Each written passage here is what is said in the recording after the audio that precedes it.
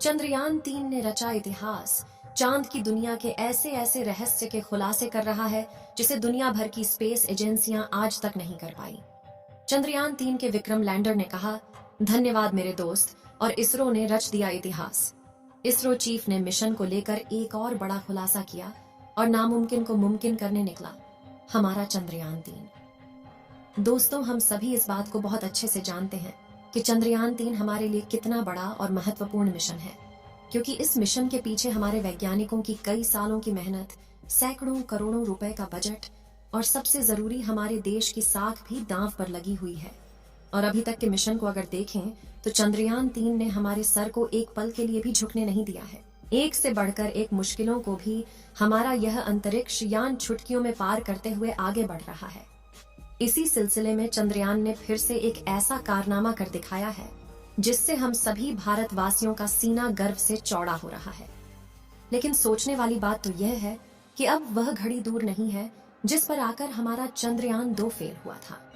चंद्रयान 3 के लिए आगे की स्थिति बहुत ज्यादा भयानक और खतरनाक होने वाली है, जिससे वैज्ञानिकों को इस मुश्किल पड़ाव से सामना करते हुए चंद्रयान 3 की सफलतापूर्वक सॉफ्ट लैंडिंग करानी है। इसरो के चेयरमैन एस सोमनाथ ने लैंडिंग के बारे में अहम जानकारी देते हुए यह साफ कर दिया है कि अब आगे का सफर चंद्रयान के लिए सबसे ज्यादा मुश्किल होने वाला है। और इसी के चलते इसरो के कमांड सेंटर में मौजूद वैज्ञानिक 24 घंटे बिना रुके इस मिशन को सफल बनाने की कोशिश में जुट गए हैं। तो आखिर इसरो चीफ ने ऐसा क्या कह दिया कि इस मिशन को लेकर वैज्ञानिक ही नहीं बल्कि आम लोगों की चिंता बढ़ गई है। चंद्रयान ने ऐसा क्या कारनामा किया है, दुनिया भर में लोग इसके सफल की कसीदे गढ़ रहे हैं। और अब आगे सॉफ्ट लैंडिंग करने के लिए इसको कौन कौन सी चुनौतियों का सामना करना होगा, ये सब कुछ आज हम आपको बताने वाले हैं, इसलिए वीडियो को अंत तक जरूर देखें। तो चंद्रयान 3 इस समय चांद की सतह के बेहद नजदीक है और इसका आखिरी पड़ाव यानी लैंडिंग प्रोसीजर स्टार्ट हो चुका है। इस सब की शुरुआत 16 अगस्त को हुई जब चंद्रयान को चांद की 153 × 163 किलोमीटर वाले 5वें और आखिरी ऑर्बिट में इंटर कराया गया। इसके बाद यह चक्कर पूरा करके अगले ही दिन यानी 17 अगस्त को इसके लैंडर और प्रोपल्शन मॉड्यूल को एक दूसरे से अलग किया गया। ऐसा करने के लिए वैज्ञानिकों ने चंद्रयान के अंदर एक छोटा सा विस्फोट किया जिससे दोनों हिस्सों को जोड़कर रखने वाला हुक टूट गया और स्प्रिंग्स से मिले धक्के की बदौलत लैंडर मॉड्यूल अपने प्रोपल्शन मॉड्यूल को पीछे छोड़कर खुद आगे बढ़ गया। इसी दौरान लैंडर मॉड्यूल के प्रोपल्शन मॉड्यूल को मैसेज देते हुए कहा कि यहाँ तक के सफर के लिए शुक्रिया मेरे दोस्त, और इस तरह अलविदा कहकर ये आगे अपने सफर पर निकल गया। इसके बाद अगले 24 घंटों तक लैंडर और प्रोपल्शन मॉड्यूल की कक्षा में एक दूसरे के आगे पीछे चक्कर काटते रहे और फिर सही मौका देखकर 18 अगस्त को वैज्ञानिकों ने लैंडर की डी बूस्टिंग स्टार्ट कर दी, जिससे ये एक और छोटे ऑर्बिट में आ गया, साथ ही उसकी गति भी कम कर दी गई। दोस्तों, डी बूस्टिंग का सीधा सीधा मतलब है चांद का लैंडिंग प्रोसीजर अब शुरू हो चुका है, जिस पर यह धीरे धीरे गति कम करते हुए अपने ऑर्बिट को छोड़कर अपने धीरे धीरे चांद की सतह के करीब जा रहा है। और ऐसे ही आगे बढ़ते हुए महज कुछ ही घंटों में यह चांद की सतह पर सॉफ्ट लैंडिंग करने के लिए तैयार होगा। अभी की अगर हम बात करें तो इस समय विक्रम लैंडर चांद की 130 किलोमीटर की कक्षा में आगे बढ़ चुका है और समय का फ्री फॉल फेज चल रहा है, यानी यह चांद की क्रियाविधि की हेल्प से उसकी तरफ नीचे आ रहा है। इसरो के वैज्ञानिक पूरी तरह सचेत हैं और वो इस पर पल पल नजर रख रहे हैं और खबर भी ले रहे हैं।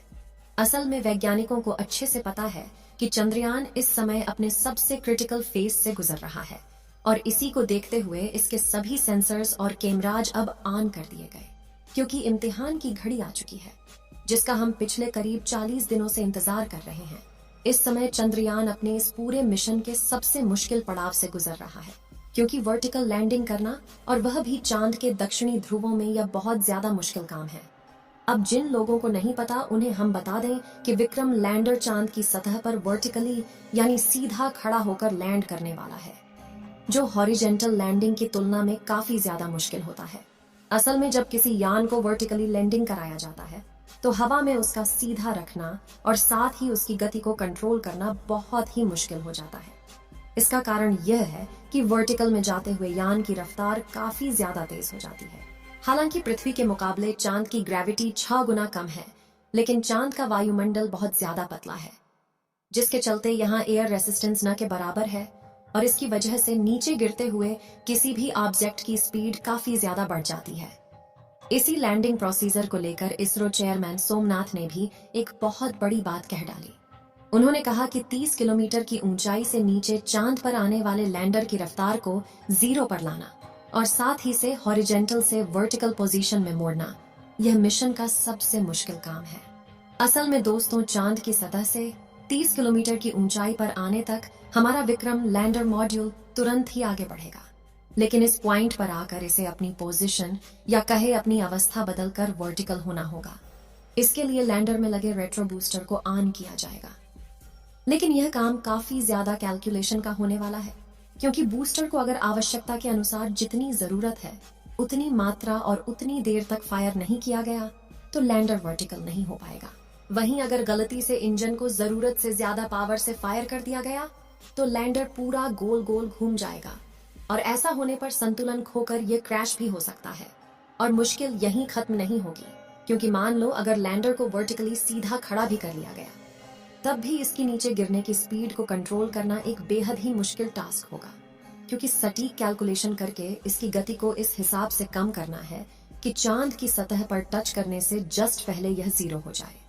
इन सब के दौरान लैंडिंग साइट को ढूंढना, लैंडिंग के लिए तय की गई जगह ठीक है या नहीं, इसका पता लगाना, और अगर जगह ठीक नहीं है तो कोई दूसरी जगह तलाश करना, ये सब चीजें भी होती रहेंगी। इसलिए खुद इसरो चीफ ने इसको मिशन का सबसे मुश्किल काम बताया है और यही वजह है कि वैज्ञानिक दिन रात मेहनत करके एक एक पल के हर एक मूवमेंट पर नजर रखे हुए हैं, ताकि कोई छोटी सी गड़बड़ी होने पर भी तुरंत एक्शन लिया जा सके।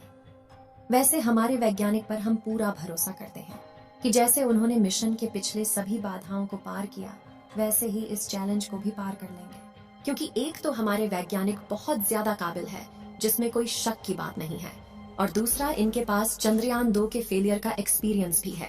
आपको बता दें, आज से 4 साल पहले चंद्रयान 2 का विक्रम लैंडर अपने लैंडिंग प्रोसीजर के दौरान क्रैश हुआ था। इसलिए इस मिशन में क्या गलतियां पहले हुई और क्या गलतियां आगे हो सकती हैं, इन सब के बारे में वैज्ञानिकों को बहुत अच्छे से पता है और अपने पिछली सभी गलतियों को सुधार करके ही चंद्रयान 3 मिशन को लॉन्च किया गया है। अगर हम चंद्रयान 2 और चंद्रयान 3 के विक्रम लैंडर की आपस में तुलना करें तो इसमें कई बड़े और अहम बदलाव देखने को मिलते हैं। सबसे पहले तो चंद्रयान 3 के लैंडर में 4 इंजन लगाए गए, जबकि चंद्रयान 2 के लैंडर में ये 5 थे। इस बार लैंडर की बेहतर बैलेंसिंग के लिए एक इंजन को कम किया गया है। इसके अलावा चंद्रयान की लेग्स जिन पर लैंड करेगा, उनको भी पहले से काफी ज्यादा मजबूत मिलिट्री ग्रेड मटेरियल से बनाया गया है। यह इतना मजबूत है कि अगर लैंडर किसी वजह से थोड़ी बहुत हार्ड लैंडिंग भी करता है तो लेग्स को कुछ भी नुकसान नहीं होगा। इसके अलावा इस बार लैंडर में लेजर डॉपलर वेलोसिटी मीटर और लैंडर हॉरिजॉन वेलोसिटी कैमरा जैसे एडवांस उपकरणों को लगाया गया है।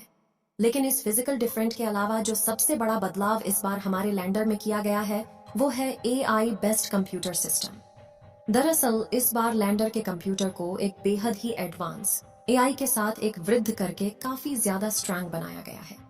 यह सिस्टम इतना कैपेबल है कि बिना किसी कमांड के खुद अपने दम पर लैंडिंग को अंजाम दे सकता है। इसके सोचने और फैसला लेने के सिस्टम को बिल्कुल वैसे डिजाइन किया गया है जैसे हम इंसान अपने दिमाग की मदद से सोच समझकर कोई फैसला लेते हैं। तो दोस्तों, इस बार हमारा चंद्रयान 3 का लैंडर 23 अगस्त के दिन शाम 6:04 पर लैंडिंग करने वाला है। इस काम को सफल बनाने वाले इसरो के वैज्ञानिकों को कमेंट में बधाई देना बिल्कुल ना भूलें। चलिए दोस्तों, इस वीडियो को यहीं पर खत्म कर देते हैं। इस वीडियो को एक लाइक जरूर करें और अपने मित्रों तक इस वीडियो को शेयर करें ताकि उन्हें भी जानकारी मिल सके, और अपने भरोसेमंद चैनल को सब्सक्राइब जरूर करें और बेल आइकन को ऑल पर सिलेक्ट करना बिल्कुल ना भूलें। मिलते हैं किसी और नॉलेजेबल वीडियो के साथ। वीडियो को अंत तक देखने के लिए धन्यवाद।